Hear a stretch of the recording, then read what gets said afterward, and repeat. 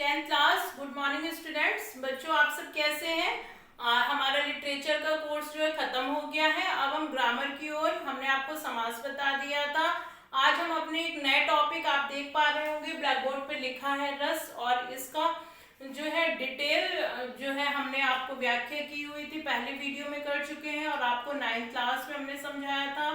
ये 10th class में आपको केवल एक रिवीजन हम करवा रहे हैं, जैसे कि आपको पता होना चाहिए अगर आप भूल गए हो तो, ठीक है। तो यहाँ पर एक रिवीजन होगा रस का, कि रस किसे कहते हैं। तो सर्वप्रथम आप सरल शब्दों में इसकी परिभाषा जान लें कि अगर हम कोई भी जैसे खाद्य सामग्री खाते हैं, यानी खाने की वस्तुएं खाते हैं और उससे हमें जो आनंद की अनुभूति होती है, जैसे मान लीजिए कि हमने कोई खट्टा सामान खाया तो हम कैसा फील करेंगे, खट्टा महसूस करेंगे। मीठा चीज खाते हैं तो हमको मीठा लगेगा। तो रस जो शब्द है, इस रस का शाब्दिक अर्थ ही होता है आनंद, यानी ऐसी खाद्य सामग्री हम खाते हैं और जिस प्रकार की अनुभूति हम महसूस करते हैं, तो उससे जो आनंद का अनुभव हमें होता है वो उससे हमको रस मिलता है। अब यही सेम चीज आपको जो है वो किताब में मिलेगा, यानी किसी भी साहित्य का सृजन करने में, कोई भी साहित्य हो या गद्य हो, कोई भी कहानी उपन्यास आप पढ़ते हैं और उसको पढ़ने में जैसी अनुभूति आपके हृदय में होती है, बस उसी को हम साहित्य की भाषा में क्या कहते हैं, रस कहते हैं। और ये रस जो है 9 प्रकार के होते हैं, लेकिन कहीं कहीं पे कुछ जगहों पे इसको 11 भी माना गया है, लेकिन मुख्यतः मेन जो है आचार्य भरत मुनि ने इसको 9 संख्या बताई है। तो आप देख पा रहे होंगे ब्लैक बोर्ड पे हमने 9 लिखा हुआ है।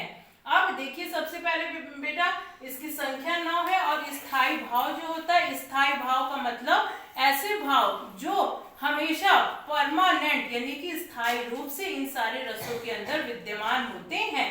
स्थायी भाव के बाद एक उसका अपोजिट आता है, विलोम होता है अस्थायी भाव, जिसको कि हम कहते हैं संचारी भाव। संचारी का मतलब होता है संचरण करना, विचरण करना, यहाँ वहां घूमना।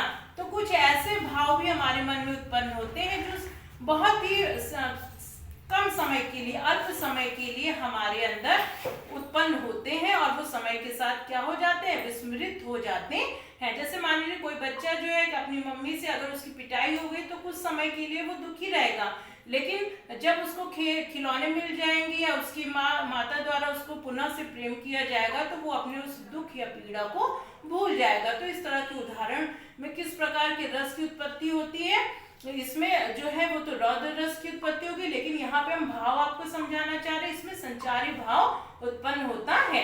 तो अब देखिए बेटा सबसे पहले यहाँ पे श्रृंगार रस दिया हुआ है। श्रृंगार रस, इसका स्थायी भाव जो है वो रति होता है।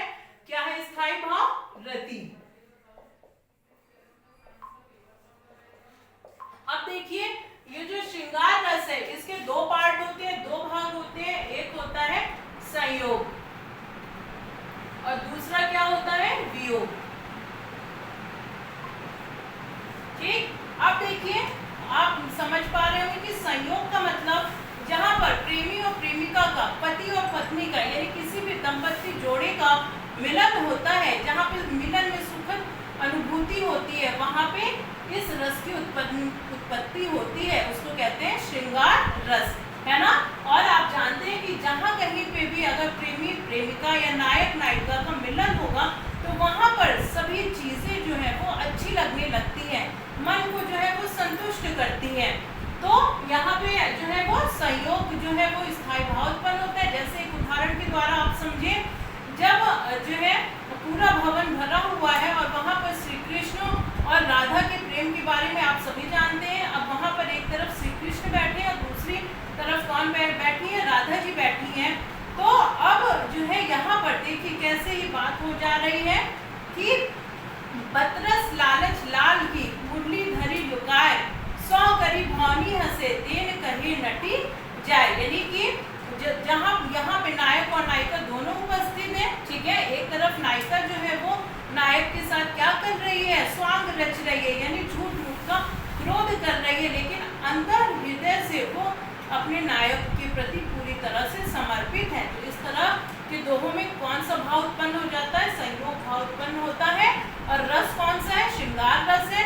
अब अगर हम वियोग देखें तो वियोग आप देखिए, जब सीता जी जो है उनको रावण उठा ले जाता है तो राम जी जो कि खुद मर्यादा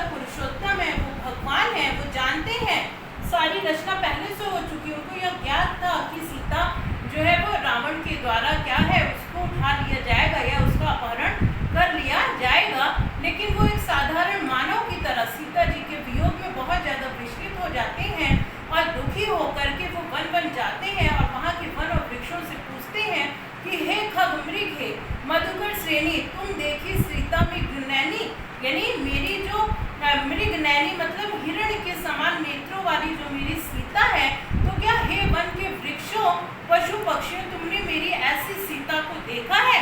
तो यहाँ पर नायक और नायिका जो है पति पत्नी उनका क्या हो गया, अलगाव हो गया है। तो ऐसी स्थिति में ये वियोग जो है वो उत्पन्न होता है, वियोग भाव उत्पन्न होता है। अब बच्चों देखिए ये हमारा दूसरा लिखा हुआ है करुण रस, है ना। करुण का स्थायी भाव क्या होता है, शोक होता है।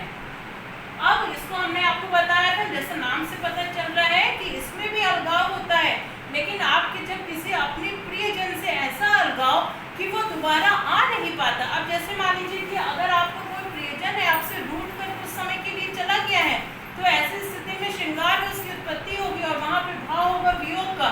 लेकिन कोई आपका इतना जो है स्नेही हो कि वो आपसे हमेशा के लिए, अर्थात उसकी मृत्यु हो गई हो या वो कहीं इतनी दूर चला गया हो कि उसके वापस लौटने की उम्मीद ना हो, वो वापस न लौट पा रहा हो, तो ऐसी स्थिति में करुण रस की उत्पत्ति हृदय में हो जाती है। अब देखिए बच्चों यहाँ पे क्या लिखा है, रौद्र रस लिखा है। रौद्र का स्थायी भाव होता है क्रोध। क्या होता है, क्रोध। अब आप ये देख रहे हैं कि रौद्र यानी कि कुछ ऐसी स्थितियां जब आपको बहुत ज्यादा क्रोध आए, गुस्सा आए, तो वहां पे रौद्र रस की उत्पत्ति होती है। फिर नेक्स्ट देखिए विभत्स रस। विभत्स का स्थायी भाव घृणा होता है, घृणा या जुगुप्सा भी कहते हैं, ठीक है। अब देखिए यानी कोई ऐसा दृश्य या कोई ऐसी कहानी आप पढ़ लें या देख लें जहां पर बहुत ज्यादा घृणित वस्तुओं का जिक्र किया गया हो या वर्णन किया गया हो, वहां पे किस रस की उत्पत्ति हो जाती है, विभत्स रस की उत्पत्ति होती है। आप देखिए भयानक रस दिया हुआ है। भयानक नाम से पता चल रहा है भय, यानी अचानक से सांप निकल आ जाए, शेर आ जाए, तो आप ऐसी स्थिति में क्या होंगे, अंदर से डर जाएंगे, तो वहां पे भयानक रस की उत्पत्ति होती है और इसका स्थायी भाव जो है वो भय होता है। फिर देखिए हास्य रस, यानी कि कोई ऐसा चीज, मान लीजिए आप किसी पार्टी में है, किसी कार्यशाला में है या कहीं पे भी बैठे हैं और कोई बहुत विचित्र सा प्राणी आ जाए और उसको देखकर आपको हंसी आए, तो ऐसी स्थिति में हास्य रस की उत्पत्ति होती है। और हास्य का स्थायी भाव होता है हास, ठीक है। हास या परिहास भी कहते हैं। परिहास का मतलब होता है मजाक उड़ाना। फिर देखिए वात्सल्य रस दिया है। वात्सल्य यानी कि वात्सल्य का मतलब होता है प्रेम। अब ये प्रेम जो है वो नायक नायिका या पति पत्नी वाला दाम्पत्य जोड़े का प्रेम नहीं है, बल्कि ये वात्सल्य जो है वो माँ की ममता का प्रेम है, यानी माँ का अपने पुत्रों के बीच जो प्रेम होता है, वहाँ ऐसी स्थिति में ये वत्सल जो है भाव वो जागृत होता है, पिता का पुत्री के साथ, माता का पुत्र के साथ, यानी आपके जो अपने बड़े हैं। फिर देखिए यहाँ पे क्या लिखा है, वीर रस लिखा है ना।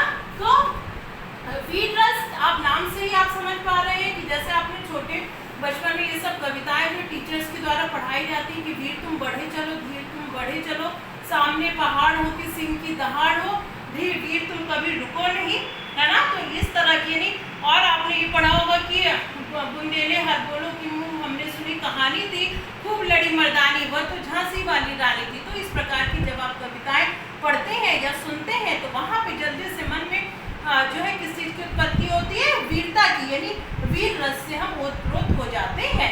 फिर देखिए भक्ति रस है। नाम से पता चल रहा है भक्ति, यानी जहाँ कहीं पर भी ईश्वर की, हरि की भक्ति की जाए, ऐसी स्थिति में आपके हृदय में जो है वो भक्ति रस की उत्पत्ति होती है।